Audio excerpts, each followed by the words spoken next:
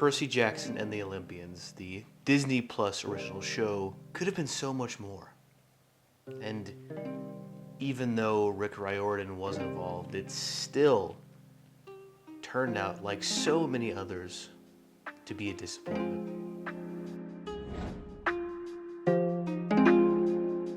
What's going on, BFDers, and welcome to another episode of Olympus Finds Death. I am not sure how everyone will receive this. I have seen some pretty polarizing reviews, and when Percy Jackson and the Olympians concluded, the community was mainly filled with praise. But now that it's been a few weeks, I have seen a lot of disappointed fans. Some have never read the books, and some are diehard fans.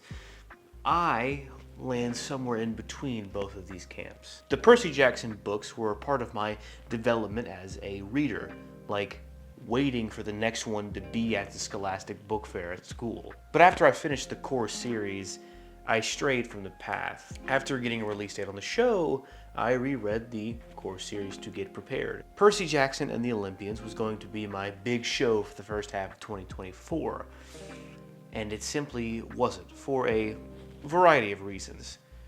Was it more accurate? Yes, but that doesn't make it better. I have spoken plenty about my thoughts on adaptations and what a good adaptation is, and that it doesn't need to be a beat-for-beat recreation of the source material. And even if it did, the show still would have failed. Go check out my video on adaptations so you can understand my thoughts on this topic before we dive headfirst into this clusterfuck of a TV show. Right off the bat, and this is where I'll probably lose most of you, this show is just straight up boring in almost every aspect. There are undoubtedly a few moments where the show pops off, but these are fewer and farther between than my romantic relationships. Whether it is an action sequence that is supposed to be high intensity, or some bit of emotional dialogue, or even the realm of the gods, none of it carries any excitement. Sometimes there are, but even those only last maybe 60 seconds. There are a lot of things to break down, but let's start with what matters. The characters. At least half of the characters did a pretty darn good job. I mean, the main trio fits the bill great. Clarice did a smack job. Dionysus, played by Jason Mantzoukas, killed it. And Lance Reddick, rest in peace, as Zeus, exuded power, intensity, and weight to his performance where it really would have lacked it otherwise. And Toby Stephens as Poseidon, back at it again. Lin-Manuel Miranda as Hermes. I didn't know he was in the show, but Hermes was portrayed like a real person with nuance and lore. You might notice that I left some people out. Some people like the actor for Ares, and I know that some people loved him, but for me, he felt kind of weak. I didn't ever feel like he had any real presence. Grover manipulates him way too easily, and I never get the sense that he would snap and kill Grover where he stood, like a god of war would. Chiron was flat. He sounded like a gravelly old man who didn't want to be at Camp Half-Blood, and more like he was getting paid for his presence. I consider Gabe and Sally a bit of a duo since they heavily play off each other, especially in the first book. And Sally was fine. I think her characterization with Percy was well done, but the relationship with Gabe was just wrong. Gabe is such a loser, and in one of Percy's only interactions with him, Gabe gets stepped on by Sally. For those of you who don't know, the reason that Sally is with Mr. Ugliano is to mask the scent of Percy's demigod blood. Gabe's stench is so rank, like literally the scent coming off of him, that it manages just that. In the book, that's how it is, and in the movie, that's how it is. But here, it's not. As I have stated, I am okay with changes to a character and story and adaptation. Sometimes it has to happen. The Sonic movies are a prime example. Even though the Sonic we get isn't the Sonic we've ever had, He is the character of Sonic. His personality and beliefs are at the core the same, but his actions and experiences are different. But he is who Sonic is. Gabe being a pushover like he is in the show is not what Gabe as a character is. Another example is Batfleck. Sorry, I love you, Batfleck, please forgive me. As a matter of fact, he was kind of funny, and it seemed like he really just cared about his car and that one sandwich with the peppers. Please, could you have them put the peppers on my sandwich? You got it. Take your shoes off before you get in my car. You understand me? I never felt threatened by him or like I wanted to hurt him. Sally put her foot down and made him say please like a wimp. That's not Gabe. Gabe is abusive and a terrible human being, but not that. But I think that's all the major players.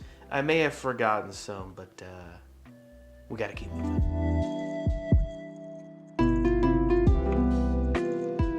Here's the deal. Percy Jackson looks clean, and the visual fidelity is there. But there's more to this than simply having a clean image. Ultimately, it being such a clean image leads to almost no personality in the visuals whatsoever. Everything looks how it should. There are a few exceptions. Camp Half-Blood has some nice set pieces. Mr. D's little cabana is quite cool. The cabins and the courtyard that they're in is awesome. This part of Camp Half-Blood feels like a community.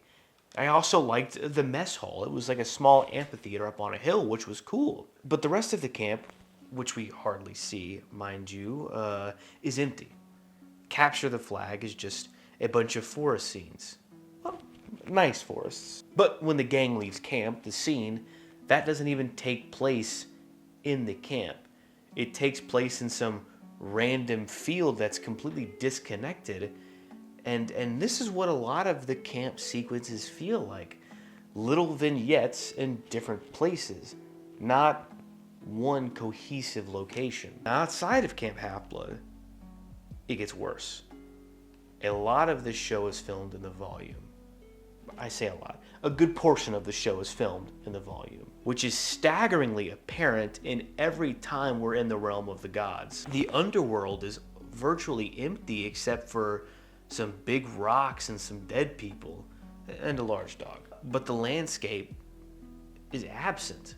The pit of Tartarus is sand and some big rocks, and even Hades' palace thing is just sky, floor, and some big rock pillar things. Well, he does have a few pieces of furniture that are very dark academia aesthetic, which I do fancy.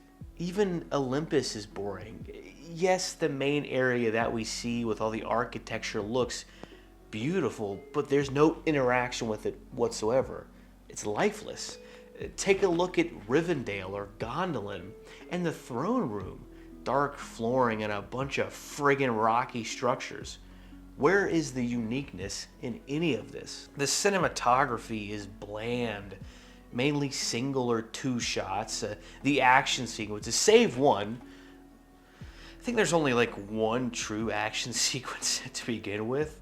They're all uninspired. Overall, just boring. Nothing else to say. The CGI, don't even get me started. 15 million per episode, and this is what we get? Literally cannot show Grover or Chiron for more than 5 seconds. I mean, I know it's hard, but take a look at the creator, 80 million. The CGI is beautiful.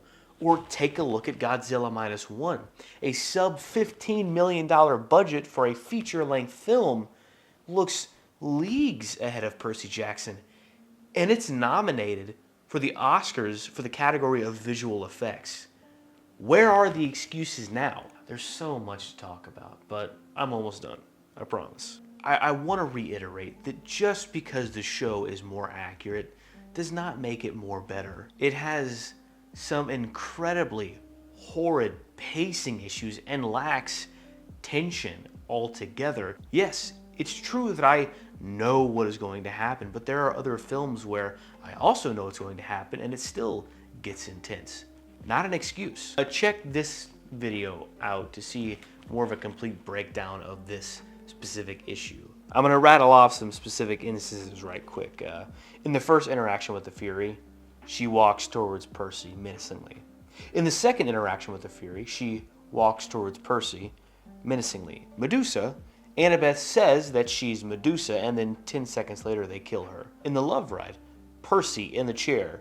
We know that Percy isn't going to be stuck, though what a twist if he did. Shout out to the recent Scott Pilgrim show. The Arch Place, whatever it's called, the monster thing walks menacingly towards him, then he jumps.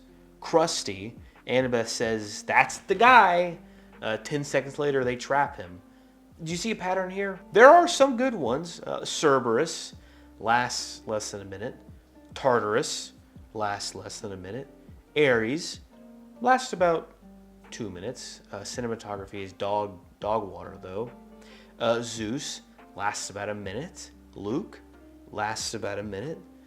Minotaur, an entire chase sequence.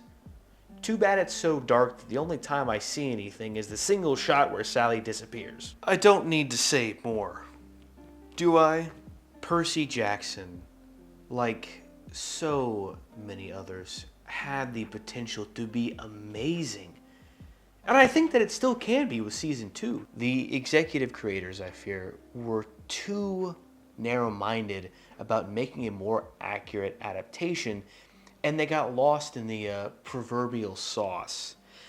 Don't be afraid to step away from the book. The format of television requires that things be changed. When you're too focused on recreating main plot points, you lose out on what matters most, the important emotional moments. And you lose time to slow down and appreciate the world. I watched the documentary that went along with the show, and seeing the process helped me understand why the show isn't as creative as it could have been. Disney has so many resources that there are no constraints. Why spend the money to go shoot on location when you could save a bunch of money and just shoot in a virtual location? One of the actors said something a bit disheartening.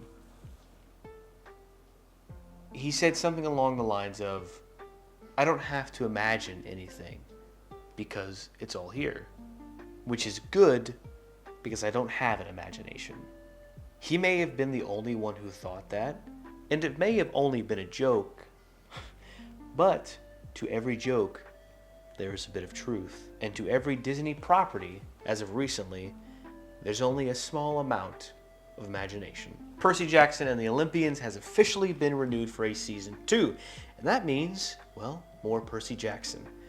I want it to be good. I don't like disliking things, but when there are problems, there are problems. Fortunately, fixing these is easy.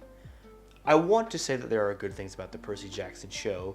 Some of the acting is great, and some of the atmosphere is great, but Percy Jackson is an imaginative and an adventurous world full of danger, and that is simply absent here. Okay, that's it. I've said plenty. You know the deal.